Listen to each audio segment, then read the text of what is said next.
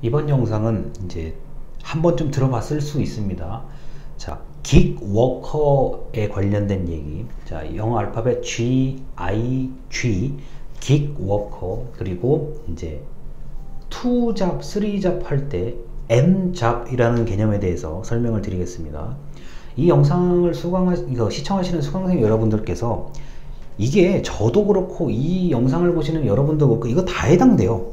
긱워커나 N잡이라고 하는 개념은 다 해당이 될 텐데, 일단 긱워커요. G-I-G 워커, 일하는 사람. 자, 플랫폼과 지역 기반에서 노동하는 사람인데, 이 긱워커는 자신이 잘할 수 있는 분야, 잘 알고 있는 분야에 대해서만 활동하는 거. 특히 이제 우리나라 입장에서는 내가 살고 있는 지역 안에서 내가 배달을 하거나 유통을 하거나 뭔가를 대신해 주거나 뭐 출장을 가서 뭔가를 해준다든가 이런 단기적 성향이 강한 업무에 많은 사람들이 이제 일을 하고 있는데, 이게 창업을 한 것도 아니고 그렇다고 개인 사업이나 법인 사업을 하는 것도 아니고 누군가에게 소속돼서 하는 것도 아닌데, 분명히 내가 노동을 제공하고 그 대가로 돈을 받는 게 긱워커예요. 자, 이거를 근데 이게 이제 전국 단위로 하기는 좀 애매한 거고, 내가 움직여야 돼. 내가 현장에서 계속 왔다 갔다 해야 되기 때문에 이건 전국 단위로 하기는 좀 그렇고, 비교적 내가 잘할 수 있는 거에 대해서 특정한 지역 안에서 움직이는 게 바로 긱워커라고 할 수 있습니다. 자, 그래서 이 플랫폼 산업, 우리가 앱으로 이렇게 사고 파는 것부터 나름대로 결제 거래를 온라인으로 하는 산업이 발달하다 보니까, 특히 코로나 시기에 그게 발달하다 보니까 집중적으로 단시간에 일을 하고 돈을 받고, 또 그 다음날 어떤 특정한 일을 하고 돈을 받는 그런 긱워커가 많이 늘어나고 있죠.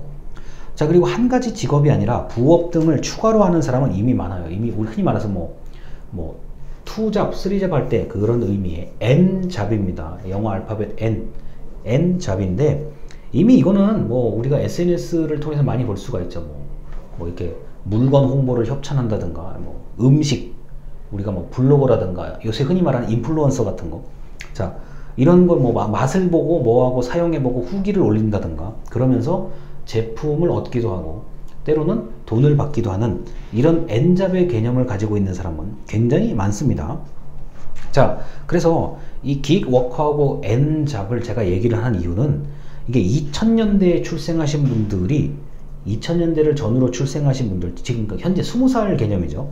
20살, 21살쯤 되시는 분들이 이 긱워커나 N잡의 개념이 굉장히 강한 분들이라고 기업에서는 얘기를 합니다. 그리고 나름 이 분야에 관심을 가지고 연구하시는 분들도 흔히 말하는 밀레니엄 세대라고 하죠. 그분들의 이런 성향이 많이 나타난다고 하는데, 저는 그렇게도 그 말에 동의도 하지만 조금 더 넓게 보는 사람에 속해요. 왜냐면은 긱워커라는 사람, 긱워커나 부업을 여러 가지 하는 사람이 반드시 20대, 30대만 있는 게 아니거든요. 현재 제가 알고 있는 상식으로는, 그리고 제 주변에 알고 지내는 사람 60대 초반까지는 긱워커, 그 다음에 N잡을 하시는 분들이 많습니다. 그리고 항상 내가 뭔가를 더 할 수 있으면 하려고 하는 사람들이 많죠. 자, 그래서 이런 걸 유형을 나눠서 또 설명을 하는 사람도 있어요. 그러니까 내가 원래 직업이 넉넉한 상태에서 부업을 하는 경우. 자, 그리고 본업보다 부업이 나의 좀 삶을 더 좀 좋게 바꾸는 경우. 다시 말해서 내가 월급 받는 것보다 내 부업이 월급을 더 초과하는 경우가 생길 수 있죠. 이런 경우가 있고요. 자유로운 근로자. 자, 내가 나는 소속이 없고 누군가 나를 필요로 하면 내가 가서 일을 해주고, 자, 돈을 받는 경우. 이게 자유로운 근로자의 개념입니다. 이게 이제 흔히 말하는 우리가 알고 있는 프리랜서의 개념이에요. 내가 디자인, 음악, 돌봄 이런 것들이요. 교육도 마찬가지. 이게 자유로운 근로자의 개념이고요. 다만 이분들이 우리 현재 대한민국 법률 체제에서는 이게 노동자도 아니고 근로자도 아니고 고용주도 아니고, 이게 딱 개념이 조금 애매한 개념에 속하는 분들입니다. 그런데 제가 대략 파악하기에 최고 적게 잡아도 한 150만 명, 그 다음에 최대 넓게 잡으면 400만 명이 그 프리랜서, 자유로운 근로자 유형에 해당이 돼요. 그래가지고 이거를 지금 법으로 좀 이렇게 좀 그 법제화 하려는 노력이 있는데, 그게 제가 연구를 해보니까 만만한 일은 아니더라고요. 그리고 법을 만드는 분들, 법을 검토하는 분들하고도, 그리고 이제 그 실제로 이런 일을 하시는 분들하고도 제가 의견을 교환하면서 뭐 나름대로 저도 그 이런 연구를 해봤는데, 이게 그렇게 만만한 얘기는 아니라는 거 정도. 그 다음에 생계형 노동자가 이제 내가 오늘 이번 주에 내가 살아야 되는, 내가 살아야 어쩔 수 없이 살기 위해서 돈을 버는 생계형 노동자들이 있습니다. 자, 이런 생계형 노동자도 기익워커일 수 있고, 또 부업을 여러 개 해야만 하는 N잡에 해당되는 그런 분들이 있을 수도 있습니다. 그래서 생계형 노동자분들도 우리나라에 적게 보면 한 40만 명, 넓게 보면 한 80에서 100만 명까지 보시는 분들이 있는데, 이거는 이제 통계치로는 좀 그 부정확한 수치입니다. 자, 그리고 전속된 프리랜서인데, 이게 뭐냐면은 내가 어느 특정한 조직에 소속은 돼 있는 거예요. 그런데 그 조직의 일만 하지 않고 개인이 얼마든지 다른 것들을 또 일을 하면서 돈을 버는 거죠. 다만 전속되어 있다, 한 곳에 소속은 갖춰져 있다. 자, 이렇게 보시면 되겠습니다. 자, 그런데 저는 이제 여러분들이 이제 대학교를 졸업하고 어떤 일을 하시든지는 상관이 없는데, 뭐 그게 뭐 진짜 어떤 일을 하시든지 상관없는데 돈을 벌어야 되잖아요. 그래서 그 세무 지식과 노무 지식에 대한 거는 좀 귀찮으시더라도 한 번쯤 온라인 강의로라도, 그리고 그 세무 노무에 대한 어떤 그 내가 뭐 특강, 뭐 무료 특강이든 뭐든 간에 온라인이든 오프라인이든 그 들을 기회가 있으면 시간을 내서 한 번 정도는, 또는 내가 이해가 안 된다 그러면 두세 번 정도는 여러분들이 교육을 받으시는 게 맞습니다. 왜냐면은 이게 내가 일을 해서 돈을 버는 거에 몰두 집중하다 보면은 나머지 세금 문제가 좀 이제 좀 내가 잘 모를 수가 있고, 그 다음 노무적인 지식, 내가 일을 했는데 돈을 못 받았다, 그 다음에 내가 뭐 어떤 근로계약, 아르바이트 계약 같은 거인데 내가 좀 부당하다, 뭐 이런 게 있을 수 있잖아요. 그래서 세무와 노무 지식이 굉장히 복잡하긴 한데,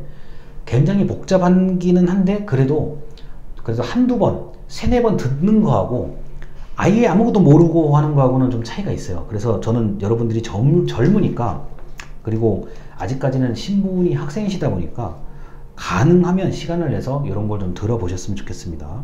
그래서 기익워커하고 N잡에 대해서는 제가 아주 가볍게 설명을 드린 건데, 이게 이제 앞으로 더 심해질 거라고 봐요. 그리고 그 직장 생활이 난 안 맞는다, 그 다음에 직장에서 흔히 하는 말로 나가라, 잘렸다, 이런 경우들도 있을 것이고, 그 우리가 이제 그 명예퇴직, 어쩔 수 없이 이제 나이도 좀 있고 회사에서 은퇴를 해야 되는 이제 40대 후반, 50대 중반까지의 분들이 분명히 기익워커나 N잡의 형태로 나갈 거라고 봐요. 이거는 창업하고는 다른 겁니다.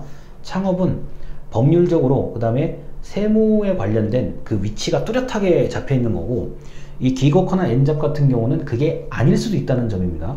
그래서 앞으로 우리나라가 이제 그 코로나 상황이 좀 극복이 되면은, 제가 볼 때는 온라인은 온라인대로 기익워커가 계속 있을 것 같고, 또 오프라인하고 그 같이 N잡 하시는 분들이 또 있을 것 같고, 이게 뻔해요. 워낙 사회가 그 한 가지의 어떤 직업이나 직종에서 일하는 것만으로는 좀 돈 벌기가 애매한 지금 상황이기 때문에, 어떤 형태로든지 자신이 돈을 벌 수 있는 이른바 뭐 주식이라든가 부동산 그 관련하시는 분들이 항상 얘기하는 뭐 파이프라인이라고 얘기하죠.